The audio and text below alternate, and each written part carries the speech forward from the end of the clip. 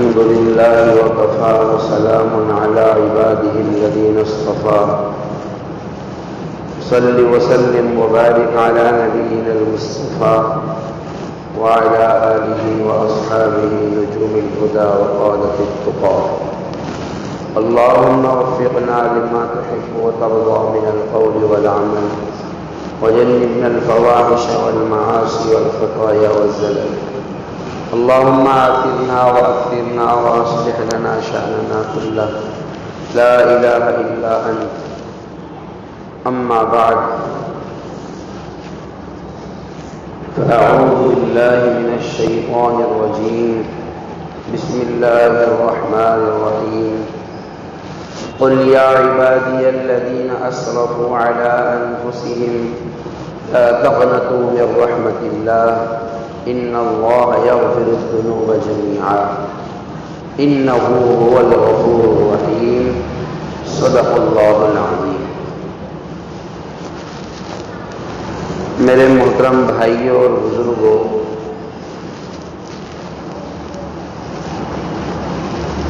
رمضان المبارک کا پہلا عشرہ چل رہا ہے۔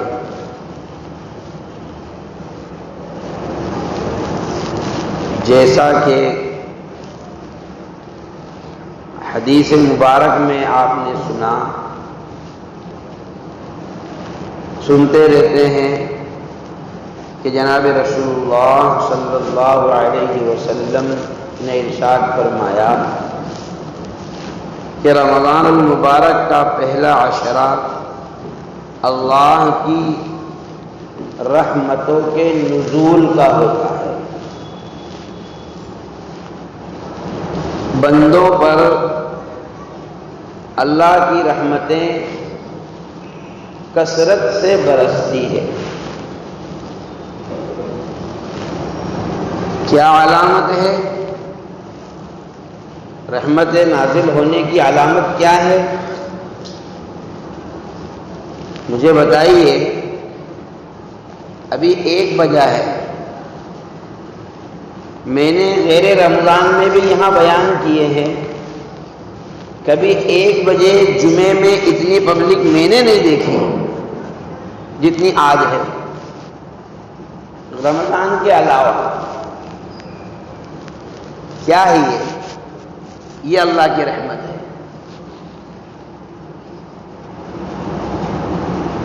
فجر سے پہلے آتا ہوں،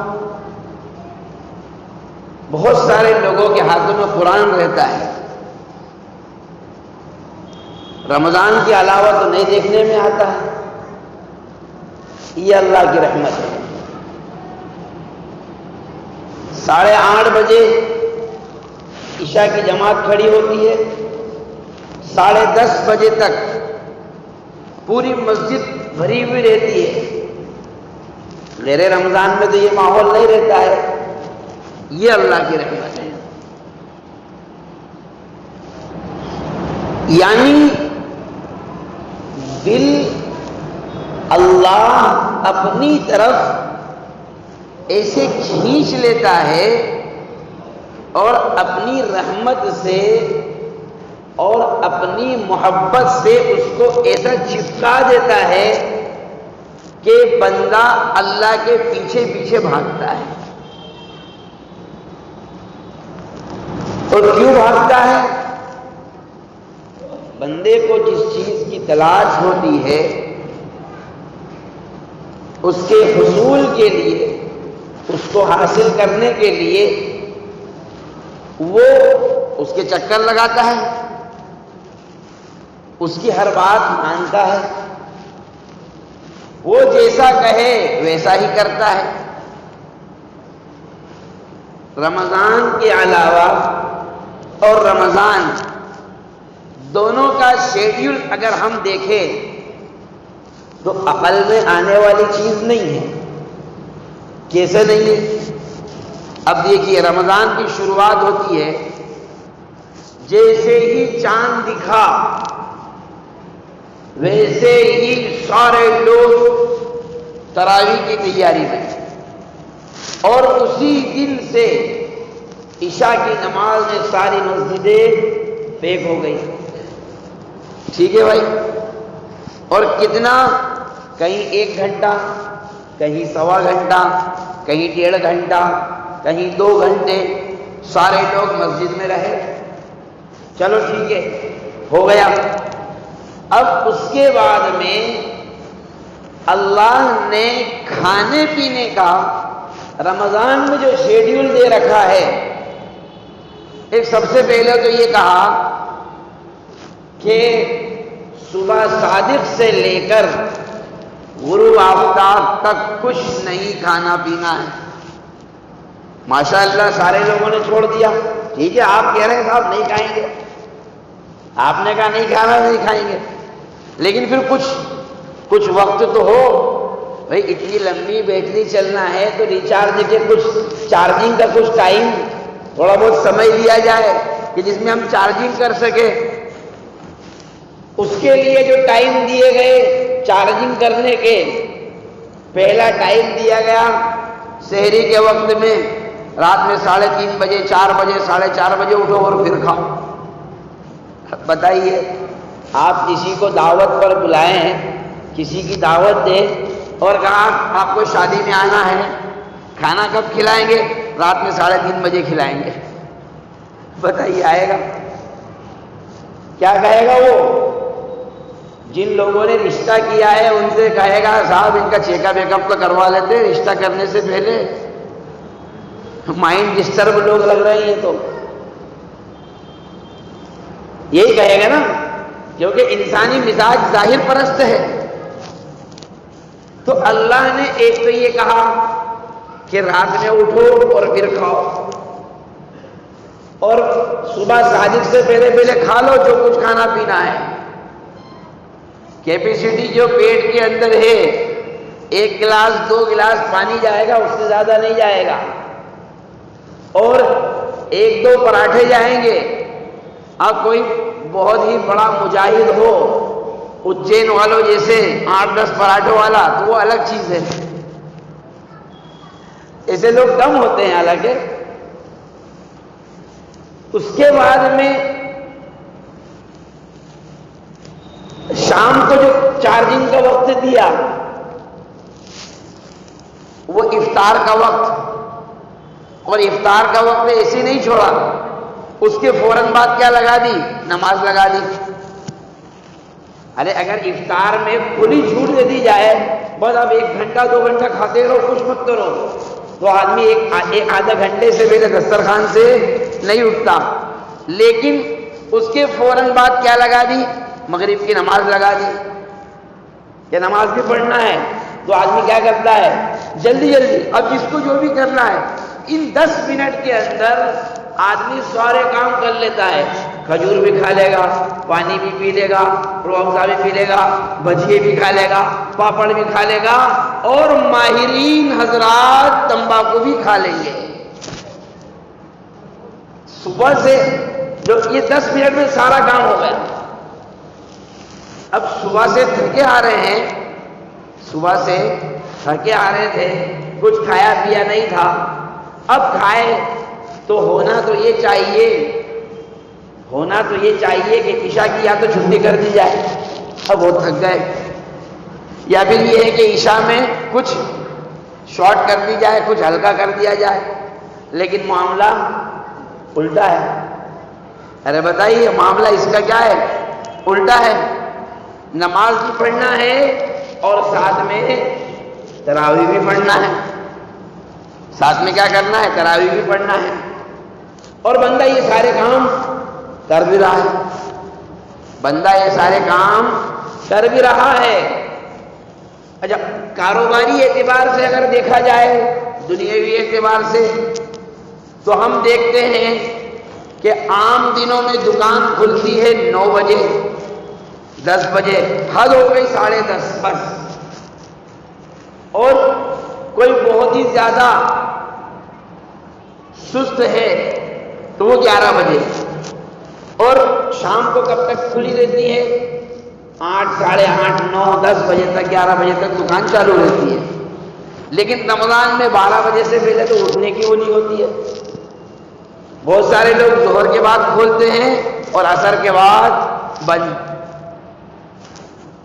اچھا، اخراجات کی اگر غور کریں، خرچوں کی اگر غور کریں تو دکان کھل رہی ہے 6 گھنٹے 5 گھنٹے 4 گھنٹے، اور خرچے ہو رہے ہیں عام دنوں کے مقابلے میں زیادہ۔ دودھ بڑھا دیا گیا، اب 2 لیٹر آ رہا ہے۔ پہلے خالی گوشت روٹی تھی، اب گوشت روٹی تو بنے گی، لیکن ساتھ میں افطاری میں تربوز بھی آ رہے ہیں، خربوزے بھی آ رہے ہیں، آم بھی آ رہے ہیں، بھجیے بھی بن رہے ہیں، پاپڑ بھی بن رہے ہیں، سموسے بھی آ رہے ہیں، کباب بھی آ رہے ہیں، روح افزا بھی آ رہا ہے، آئس کریم بھی آ رہی ہے، اور دسترخوان پورا لگا ہوا سجا ہوا۔ سوال یہ ہے کہ ایسی کیا چیز مل گئی ان لوگوں کو، ایسی کون سی چیز مل گئی جنہوں نے ان کو اتنا دیوانہ کر دیا، ان کو اتنا پاگل کر دیا کہ اتنا سب کچھ برداشت کر کے بھی، بھوک بھی برداشت کر رہے ہیں، پیاس بھی برداشت کر رہے ہیں، کاروبار بھی کم کھول رہے ہیں، تراویح بھی پڑھ رہے ہیں، تھکان ہو رہی ہے اس کو بھی برداشت کر رہے ہیں۔ کچھ مسجدیں ایسی ہیں جہاں پر پنکھے آدھے چالو ہے آدھے بند ہے، وہاں پر بھی لوگ نماز پڑھ رہے ہیں۔ کچھ مسجدیں ایسی ہیں جو جہاں پترے ڈلے ہوئے ہیں وہاں بھی لوگ نماز پڑھ رہے ہیں۔ چاروں طرف ایک ایسا ماحول جو آج سے پہلے کبھی نہیں دیکھا گیا تھا۔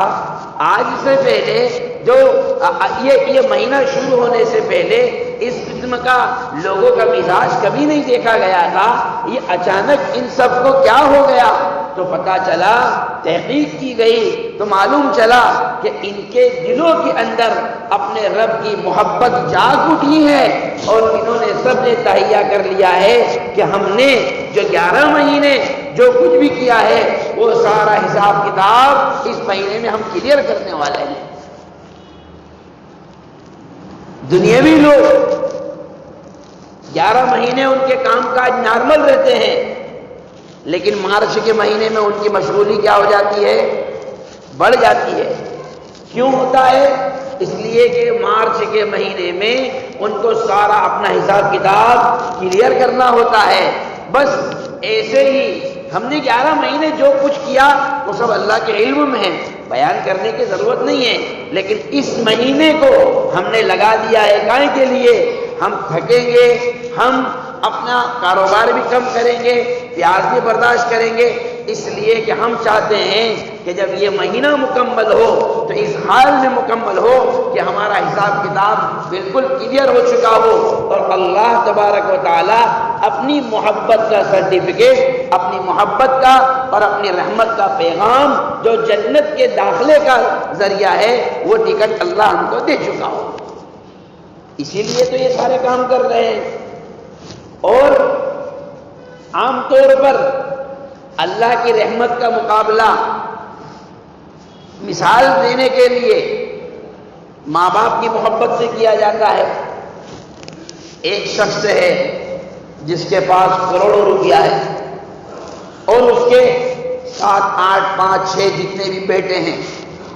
کچھ بچے ایسے ہیں جو ابو کے ساتھ کاروبار کر رہے ہیں، ابو جیسا کہتے ہیں ویسا ہی کرتے ہیں، لیکن ایسا ہوتا ہے ایک بیٹا ایسا نکل گیا، بڑا بیٹا کہہ لیجئے، چھوٹا کہہ لیجئے یا کوئی بھی، ایک بیٹا ایسا نکل گیا جو بہت نالائق ہے،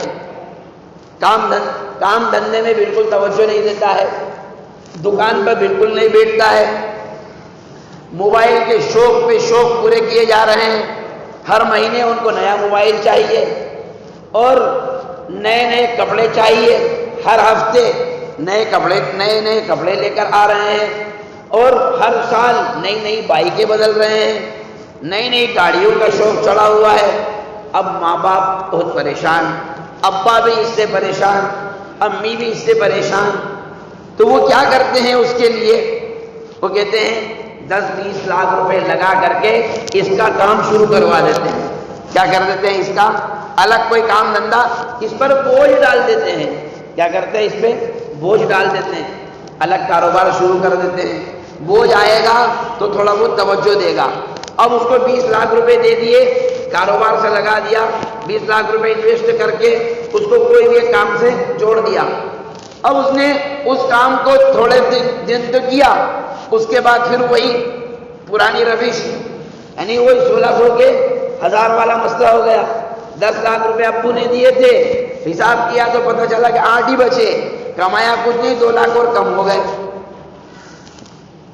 لیکن اور والد صاحب پھر واپس اس کو جوائن کر لیتے ہیں. کچھ دن یہ معاملہ چلتا ہے، پھر واپس وہ پھر سرکشی پر آمادہ ہو جاتا ہے.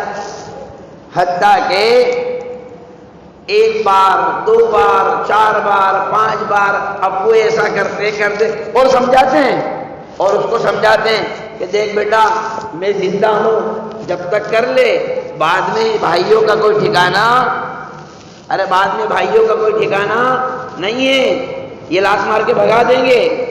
ہاں پر ایسا ہوتا ہے، ایسا نہیں بلکہ ایسا ہی ہوتا ہے. یہ کہیے ماں باپ جب تک زندہ رہتے ہیں تو اولاد نافرمان ہوتی ہے تو بھی اس کو ایک سپورٹ رہتا ہے، تو بھی اس کو ایک سہارا رہتا ہے کہ میرے ابو میرے ساتھ ایسا کر رہے ہیں، ایسا کر رہے ہیں. ہاں اچھا، بعض مرتبہ ایسا ہوتا ہے کہ ماں باپ بھی پریشان ہو جاتے ہیں، ماں باپ بھی کیا ہو جاتے ہیں؟ پریشان ہو جاتے ہیں اور چھوڑ دیتے ہیں. اے یار کوئی فائدہ نہیں ہے اس کو، اب تیرے جو سمجھ میں آئے کر. اور لوگ بولتے بھی ہیں، لوگ کہتے بھی ہیں ارے اتنا کروڑ پتی اس کے باپ کی جائیداد ہے، نہیں اتنی جائیداد ہے اس کے باپ کی کہ ساتھ پشتے بیٹھ کر کھائے، پر یہ والا نکما ہے. میرے جیسا کوئی نیا آدمی اگر سوال کرے یار اس سے والد ایسی گاڑی میں گھومتے ہیں اور یہ بیچارہ ایسا کیوں ہے، تو لوگ یہی کہیں گے مولوی صاحب تم کو نہیں پتا ہے، اس کی پوری ہسٹری ہم سے سنو. اور وہ پوری فلم مولوی صاحب کو سنا دیں گے، مولوی صاحب کو بھی سمجھ میں آ جائے گا ہاں یار یہی نکما ہے. یہی ہوتا ہے نا. لیکن اب میرا ایک سوال یہ ہے، ان سب کے باوجود، اتنا کچھ ہونے کے باوجود، ایک آدھ دن اس بندے کے دل میں، اس بچے کے دل میں یہ خیال آ جائے کہ یار میرے ابا نے مجھے بہت ساتھ دیا اور میں ہی نکما نکلا، میں ہی نافرمان نکلا. لیکن اب میں سوچ رہا ہوں میرے بچے بھی بڑے ہو رہے ہیں، لڑکیوں کے بھی رشتے کرنا ہے، اب مجھے بھی مکان کی ضرورت ہے، مجھے بھی کچھ ایسا واقعتاً میرا بھی کچھ ایسا کاروبار ہونا چاہیے. اب وہ اچانک ایک دن اپنے ماں باپ کے پاس پہنچ گیا، ابا کے پاس پہنچ گیا اور جا کر خوب رونے لگا، خوب والد صاحب سے گڑ گڑانے لگے اور خوب یہ کہنے لگے کہ یار ابا تم نے تو بہت ساتھ دیا اور تم نے تو میرے ساتھ ایسا کیا ویسا کیا، امی تم نے ایسا کیا اور تم نے مجھے یہ کاروبار کرایا، بس میں ہی نکما نکلا اور میں ہی نافرمان نکلا. ماں باپ پوچھتے ہیں ارے بھائی وہ سب اب کیوں آئے ہیں یہ بتاؤ، اب آنے کا مقصد کیا ہے؟ ماں باپ تو بڑے نرم دل ہوتے ہیں نا. اب ان کی نرمی کا اندازہ اس سے لگاؤ. اولاد کچھ بھی کر لے، کچھ بھی کر لے، آخر میں ماں باپ کیا کہتے ہیں؟ ٹھیک ہے اب آئندہ مت کرنا، بس بات ختم ہو جاتی نا. ارے یہی ہوتا ہے نا بھائی، آپ بھی کسی کے باپ ہیں، آپ بھی کسی کی اولاد ہیں، میں بھی کسی کا باپ اور کسی کی اولاد ہوں، تو یہی ہوتا ہے نا. کیا کرتے ہیں ہم؟ زیادہ سے زیادہ تھوڑا بہت ڈانٹ ڈپٹ کر لیں گے اور اس کے بعد کیا کہیں گے؟ چل ٹھیک ہے اب آئندہ مت کرنا. پریشان کرتے رہتا ہے. ٹھیک ہے کھانا کھایا کہ نہیں کھایا؟ نہیں، چلو اس کو کھانا کھلاؤ، اس کو کھانا کھلائیں گے، اس کا بستر لگاؤ بھائی، اور اب آئندہ دھیان رکھنا ہے، جا تیرے بیوی بچوں کو بھی لیا. یہی کرتے ہیں نا. مجھے بتاؤ کیا ہمارا اللہ ایسا نہیں ہے کہ جب ہم اس سے اس کی رحمت کی بھیک مانگیں گے، جب ہم اس سے اس کی رحمت کا مطالبہ کریں گے اور جب ہم اس سے کہیں گے کہ یا اللہ ہماری پوری زندگی تیرے سامنے ہے اور تو جانتا ہے، تیرے علم میں ہے، ہم نے کیا کیا نافرمانیاں کی وہ سب تیرے سامنے ہے. آج جو ہمارے اوپر حالات آئے ہوئے ہیں یا اللہ اس کی ذمہ دار ہم خود ہیں، اس کی ذمہ دار ہم خود ہیں، اب تو بتا ہمیں کیا کرنا ہے؟ یہ مہینہ تو نے ہمیں عطا فرمایا، یہ اسی لیے عطا فرمایا کہ سارے پچھلے کام، پچھلے زمانے کو سب کو چھوڑ چھاڑ دے اور ایک نئی زندگی شروع کرے، اسی لیے عطا فرمایا ہم تجھ کو راضی کریں، تجھ کو منائیں۔ تو کیا اللہ تبارک و تعالی جس نے قرآن کریم میں یہ بات ارشاد فرمائی کہ اے میرے نافرمان بندو، اور مفسرین نے لکھا ہے دیکھو اللہ کی پکار کی کیفیت، اللہ نے کیسے پکارا ہے یہ تو کوئی مائک لال بیان نہیں کر سکتا، سب کے اپنے اپنے تصورات ہو سکتے ہیں، سب کے اپنے اپنے انداز ہو سکتے ہیں، لیکن اللہ نے جس کیفیت پر پکارا ہے اس کو کما حقہ کوئی مائک لال مفسر بیان نہیں کر سکتا۔ اس کو ہم اپنی زبان میں یوں سمجھیں کہ اللہ تبارک و تعالی یوں ہاتھ پھیلا کر کے، جیسے ہم کسی کو بلاتے ہیں نا، ارے آ جاؤ آ جاؤ ادھر آ جاؤ، ارے بھائی ادھر آؤ ادھر آؤ، ارے ادھر کہاں جا رہے ہو، جسے ہم کسی کو پکارتے ہیں ایسے اللہ تبارک و تعالی ہم کو پکار رہا ہے، اے میرے نافرمان بندو۔ یعنی ایک طرف تو میرے بندو بھی کہہ رہا ہے، ایک طرف یہ کہہ رہا ہے کہ میرے بندو، دوسری طرف کہہ رہا ہے کہ نافرمان بندو۔ معلوم یہ ہوا کہ نافرمانی کے باوجود بھی اس نے ہمارے اندر سے اپنے بندہ ہونے کو ختم نہیں کیا ہے، جیسا کہ نافرمان ہونے کے باوجود بھی ماں باپ اپنے بیٹے سے رشتہ ختم بتائیے کرتے ہیں نہیں کرتے ہیں، ایسے ہی اللہ نے بھی نافرمانی کے باوجود بھی ہم سے اپنا رشتہ ختم نہیں کیا اور کہا کہ آؤ لا تقنطوا من رحمت اللہ۔ کہاں جا رہا ہو بھائی، کہاں جا رہا ہو، کس سے مانگ رہے ہو؟ ارے جس سے مانگنا ہے اس سے کیوں نہیں مانگتے؟ جس سے سوال کرنا ہے اس سے کیوں نہیں سوال کرتے؟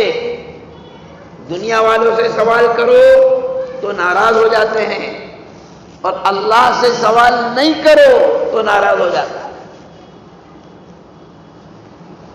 آپ کی جب کسی سے بڑی گہری دوستی ہوتی ہے، بڑا جگری ہوتا ہے آپ کا،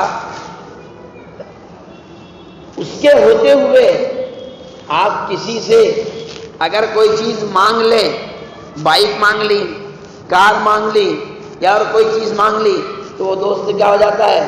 ناراض ہوتا ہے کہ نہیں ہوتا ہے؟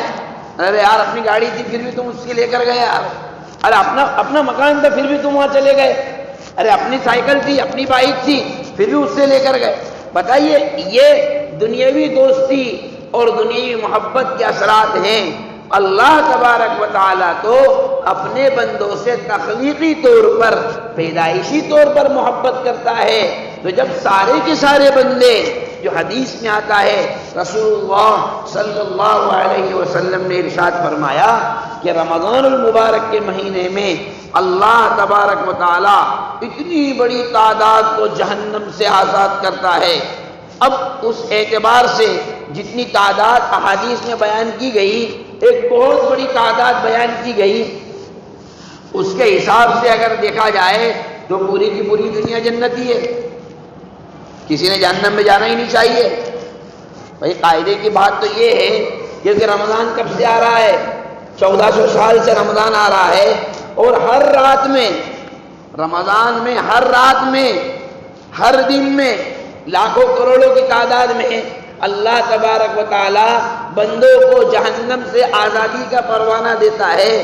تو اس کے حساب سے تو سارے کے سارے لوگ جنتی ہیں، ایک بھی جہنمی نہیں ہے۔ اب جب لوگ سارے کے سارے جنتی ہیں تو پھر حالات اتنے خراب کیوں ہیں بھائی؟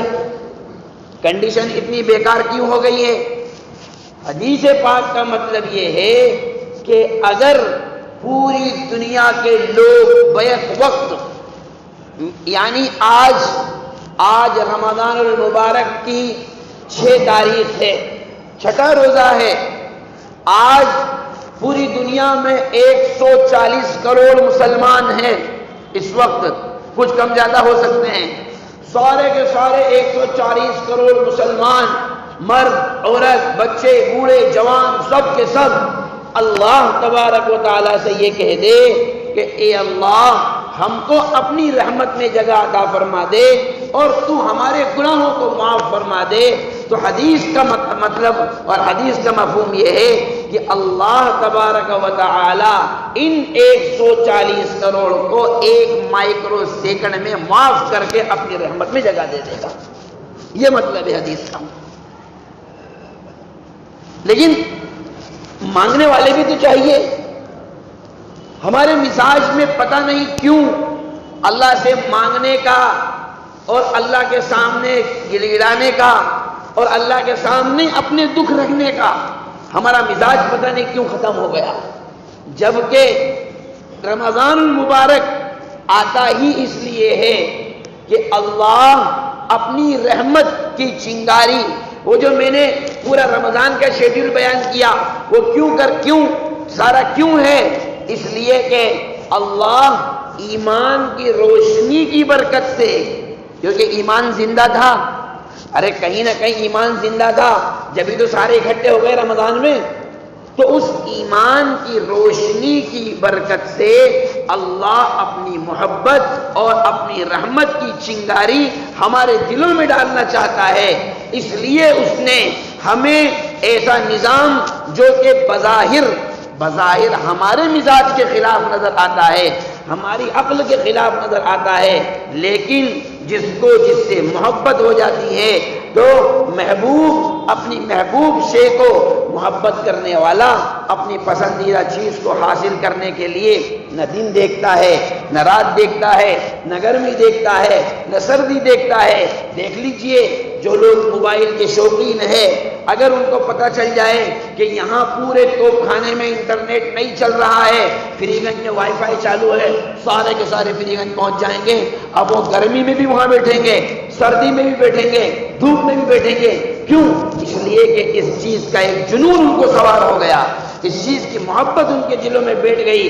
ایسے ہی جب بندوں کے دلوں میں اللہ کی محبت بیٹھ جاتی ہے، جب بندے اللہ کو تلاش کے لیے، اللہ کو ڈھونڈنے، اللہ کو حاصل کرنے، اللہ کو پانے کا ارادہ کر لیتے ہیں، تو پھر گرمی ان کی نظر میں کوئی چیز نہیں، سردی ان کی نظر میں کوئی چیز نہیں، پنکھا چل رہا ہے یا نہیں چل رہا ہے اس سے ان کو کوئی مطلب نہیں، تراویح لیٹ ہو رہی ہے یا جو ہے کم وقت میں ہو رہی ہے اس سے ان کو کوئی مطلب نہیں، وہ تو بس اپنے محبوب کی یاد میں، اپنے اللہ کے عشق میں، اپنے اللہ کی محبت میں ایسے لگے رہتے ہیں، پتہ ہی نہیں چل پاتا ہے 2 گھنٹے کیسے نکل گئے، پتہ ہی نہیں چل پاتا ہے 1.5 گھنٹہ کیسے نکل گیا۔ پھر جب دعاؤں میں جب وہ اللہ کو یاد کرنے لگتے ہیں، آپ تجربہ کر کے دیکھ لیجئے، اللہ کی قسم میری بات غلط ثابت نہیں ہو سکتی ہے، جب بندہ دل کی گہرائی سے اللہ کو پکارتا ہے، دل کی گہرائی سے، آپ اس کا تجربہ کر کے دیکھیے، تو ایک تو یہ کہ ہم کو امید ہے کہ اللہ معاف کر دے گا، بلکہ یقین ہے، ایک تو ہم کو امید ہے اللہ معاف کر دے گا اور ہم کو یقین بھی ہے اور اللہ اس پر قادر بھی ہے، ایک تو یہ بات ہوتی ہے۔ دوسری بات جو بزرگوں نے لکھا ہے، جب دل کی گہرائی سے اللہ کو یاد کیا جاتا ہے تو ایک وقت ایسا آتا ہے کہ آدمی کا دل بھی کہتا ہے کہ یار اب تو مجھے معاف کر دیا ہے، اب تو میں معاف ہو گیا ہوں، دل بھی آدمی کا اندر سے کہتا ہے۔ آپ کسی امتحان میں بیٹھتے ہیں تو جو ممتحن ہے، آپ جو بھی پیپر لکھ کر آئے ہیں وہ نمبر دینا نہیں دینا اس کے اوپر ہے، وہ کیسا قلم چلا رہا ہے کیسا نہیں چلا رہا ہے وہ آپ نہیں جانتے ہیں، لیکن جب آپ لکھ کر کے آتے ہیں تو کچھ تو اندازہ ہم کو بھی ہوتا ہے، یار میرے 70 تو آنا چاہیے، بولتے کہ نہیں بولتے ہیں، 80 تو آنا چاہیے، اس لیے کہ میں پیپر ہی ایسا لکھ کر آیا ہوں۔ تو ایسے ہی دل کی کیفیت کا حال ہے، جب بندہ گہرائی سے اللہ تبارک و تعالیٰ کے سامنے حاضر ہو کر جب اس کو پکارتا ہے تو یقین کیجئے دل بھی اندر سے یہ کہتا ہے کہ ہاں یار اللہ نے مجھے معاف کر دیا، اللہ نے مجھے اپنی رحمت عطا کر دی. اور یاد رکھیں جب یہ کیفیت بندے کی بن جائے، جب یہ کیفیت بن جائے تو بس سمجھ جانا چاہیے کہ اللہ کی رحمت نے اس کو اپنی طرف کھینچ لیا ہے. اللہ کی رحمت نے اس کو اپنی طرف کھینچ لیا ہے. پھر اللہ تبارک و تعالی اس کے ہر جگہ ایسی حفاظت فرماتا ہے، اس کے کان کی حفاظت، اس کی آنکھ کی حفاظت، اس کے ہاتھ کی حفاظت، اس کے پیر کی حفاظت، تمام گناہوں سے اللہ تبارک و تعالی اس کے لیے حفاظت کے دروازے ایسے، حفاظت کے لیے ایسے پردے لگا دیتا ہے کہ ادھر بھی پردہ، ادھر بھی پردہ. یہ بندہ پیچھے میں چل رہا ہے، گناہ ادھر کے گناہ اس سائڈ رہ گئے، ادھر کے گناہ اس سائڈ رہ گئے، اور یہ تمام گناہوں سے بچتا ہوا اپنی منزل مقصود یعنی جنت تک پہنچ جاتا ہے. یہی تو ہماری زندگی کا مقصد ہے. ارے اسی لیے تو ہم پیدا ہوئے ہیں، اسی لیے تو ہمیں ایمان عطا کیا گیا. بس یہ ہے کہ اپنے دلوں کی کیفیت کو ہم بدلنے کی فکر کریں، کوشش کریں. اس ماہ مبارک کی برکت سے، اس ماہ مبارک کی برکت سے، اس سیزن کی برکت سے، یہ سمجھ کے چلیے کہ یہ جو ایام ہیں ان ایام کی برکت سے اپنے آپ کو اپنے رب کو منانے کے لیے ایسے تیار رکھیں کہ اس کے ہر حکم پر چلنا، اس کی ہر بات کو ماننا ہمارے لیے عزت کا، فخر کا، شوق کا اور محبت کا ذریعہ بنے. اللہ تبارک و تعالی ہم سب کو صحیح معنی میں رمضان کی قدردانی کی توفیق نصیب فرمائے. وما توفیقی الا باللہ.